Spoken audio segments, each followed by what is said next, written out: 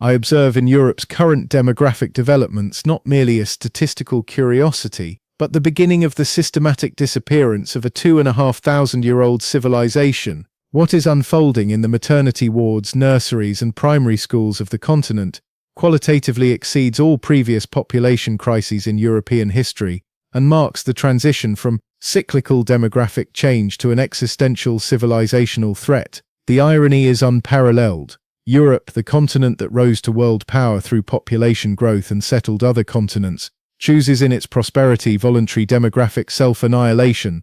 This transformation is occurring at a speed that surpasses all historical precedents. Whereas earlier population declines were caused by wars, plagues, or famines, Europe's demographic collapse is the result of conscious individual decisions in an era of unprecedented prosperity. Millions of European couples are deciding against children or limiting themselves to a single child, a decision that is rational for individuals but catastrophic for societies. The figures document a demographic catastrophe in slow motion.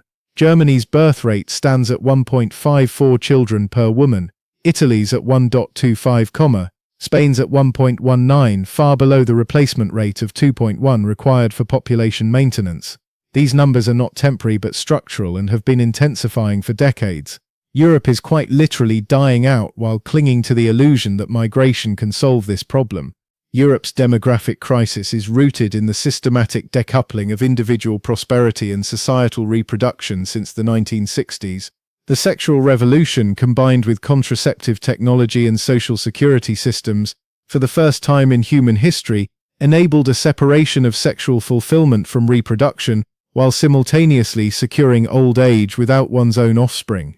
This development was reinforced by feminist ideologies that reinterpreted motherhood as oppression and promoted career as self-realization. At the same time, welfare states created incentive structures that reward childlessness. Childless couples enjoy higher incomes, more leisure time, and greater professional flexibility, while families with children are disadvantaged by taxes and costs. Urbanization intensified these trends through the destruction of traditional family structures and the creation of anonymous societies in which childlessness carries no social consequences. Modern European cities are machines for producing childless singles, people who enjoy urban life in their youth and die alone and without familial support in old age. At the same time, secularization led to the erosion of religious values that traditionally regarded reproduction as a moral obligation. Without religious bonds and without the economic necessity of offspring as old age security, millions of Europeans opted for hedonistic lifestyles without generative responsibility. The expansion of education paradoxically reinforced this development. The higher the level of education, the lower the number of children. European universities systematically produce childless academics who spend their reproductive years studying and building careers, and only consider having children in biologically suboptimal phases of life. Germany operates as a demographic hegemon in decline, whose industrial power is based on a shrinking and aging population. Berlin's strategy combines systemic hostility to children in domestic policy with massive migration as an alleged solution. This strategy is fundamentally contradictory, as it attempts to solve demographic problems through cultural substitution. Germany's birth rate of 1.54 means that each generation shrinks by a quarter. At the same time, Germany is aging rapidly. The average age is rising above 47 years, while the employment rate is falling. German social systems were designed for a population pyramid but cannot function with an inverted pyramid. Germany's migration strategy obscures these realities through statistical manipulations.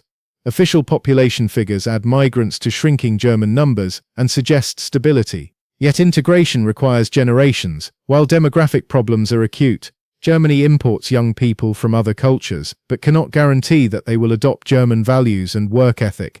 Italy finds itself in the most acute demographic crisis as a dying state. With a birth rate of 1.25, and the oldest population in Europe, Italy faces the collapse of its social systems within 2 decades. At the same time, economic stagnation prevents young Italians from starting families, a vicious circle of demographic and economic decline. The Italian response is denial of reality. Instead of creating incentives for Italian families, Rome relies on migration from Africa. Yet African migrants adopt neither Italian birth rates nor Italian labor productivity. Italy is exchanging its aging population for young migrants from other continents, a strategy of cultural suicide. France positions itself as a demographic optimist with a birth rate of 1.83, the highest in the EU. Yet these figures are misleading as French births increasingly stem from migrant populations. Ethnic French citizens are also reproducing below replacement level, while migrants from Africa and the Middle East sustain the statistics. This development creates a divided French demography: aging, child-poor ethnic French citizens and young, child-rich migrant families. France's demographic successes are based on the substitution of the traditional population by immigrants, a Pyrrhic victory that in the long term endangers French identity.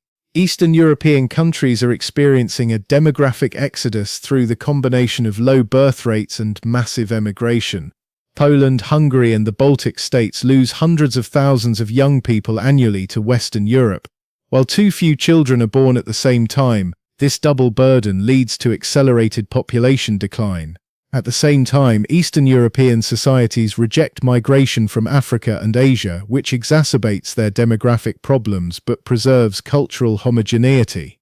These countries face a choice between demographic collapse and cultural transformation. In the current development, I recognize three critical escalation paths that go beyond demographic statistics and threaten the foundations of European civilization. First, the generation gap leads to the systematic interruption of cultural transmission. Without sufficient offspring, societies cannot pass on their values, traditions and skills to subsequent generations. Europe's cultural heritage, from languages to art forms to craft traditions, disappears for lack of descendants. This development is already visible. German dialects are dying out, traditional crafts find no successors, regional cultures vanish. What survived centuries of wars and catastrophes is being erased within decades by declining birth rates. Second, the eldercare catastrophe is developing into an insoluble social problem.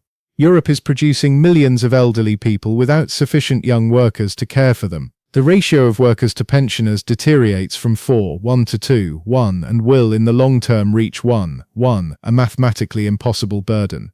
Robotics and automation cannot replace physical care that requires human attention. Millions of elderly Europeans will die lonely and uncared for, a mass dying as a consequence of earlier refusal to reproduce. Third, the migration spiral intensifies into a vicious circle of demographic substitution. Because European societies produce too few children, they import people from other cultures. Yet these migrants bring different values, religions and social structures that overwhelm European institutions. At the same time, migration leads to further reductions in native birth rates as cultural displacement and economic competition further complicate family formation. Migration does not solve demographic problems but accelerates cultural change while simultaneously intensifying social tensions. I project three probable development paths emerging from the demographic crisis. In the first scenario, continued birth shortages lead to the Great Substitution, the gradual replacement of European populations by migrants. Europe retains its geographical borders but loses its cultural identity. Cities such as London, Paris and Berlin become majority-minority cities while rural areas are depopulated. In the second scenario, the eldercare crisis triggers a social implosion in which welfare states collapse under the burden of unfunded pension obligations. Mass old age poverty is followed by youth unemployment, as too few workers must finance too many pensioners. Europe experiences economic collapse through demographic aging. In the third scenario, cultural change through migration leads to ethnic conflicts, as shrinking European populations compete for resources and political control with growing migrant communities. Europe fragments into ethnic enclaves with differing legal systems and values. The economic consequences of demographic change are already measurable and are intensifying exponentially. Germany's workforce shrinks by 400,000 people annually, while 500,000 new pensioners simultaneously claim social benefits. This gap is mathematically unsustainable and leads to systematic indebtedness. Property markets are already collapsing in peripheral regions where demand falls due to population decline. East German towns give away houses, Italian mountain villages are abandoned. Spanish coastal towns become retirement homes. Europe is physically shrinking through depopulation. Innovative capacity declines proportionally with aging, as technological progress is primarily driven by young people. Europe's universities and research institutions suffer from demographic change, while competitors in Asia and America benefit from young populations. Particularly critical is the collapse of rural areas where declining birth rates and urbanization act in combination. Entire regions are depopulated while cities become overcrowded through migration, a polarization that destroys social cohesion. The demographic collapse has consequences that go beyond economics and threaten the cultural substance of Europe. Without children, not only languages and traditions disappear, but also the social structures that shaped European civilization for centuries. Families as the basic units of social order dissolve, as childless singles develop no familial bonds. Christmas becomes a commercial event without intergenerational significance, as grandparents have no grandchildren and parents have no children.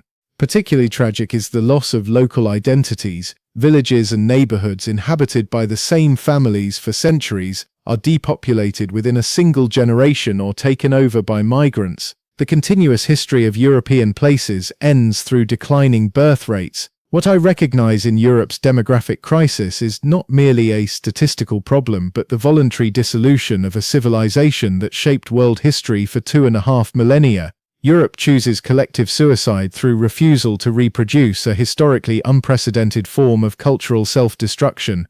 The irony is that this self-destruction occurs in the name of self-realization, career, and quality of life. Millions of Europeans sacrifice the future of their civilization for short-term individual advantages and leave future generations to bear the consequences of their decisions. This development is particularly tragic because it would be avoidable. Other societies demonstrate that prosperity and high birth rates are compatible. Europe consciously chose a path that leads into demographic collapse.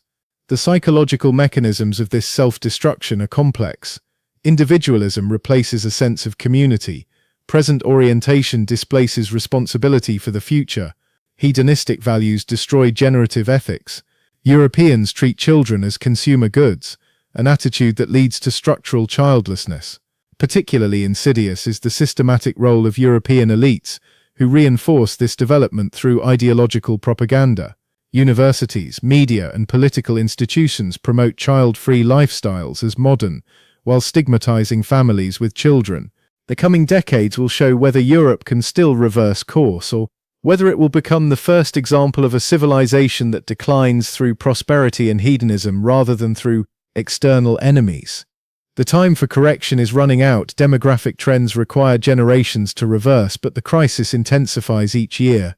Europe faces a fundamental choice: either it returns to family-friendly values and generative responsibility, or it becomes a museum of a vanished culture, administered by migrants from other continents. The demographic winter has already fully set in. The only question is whether Europe will awaken from it.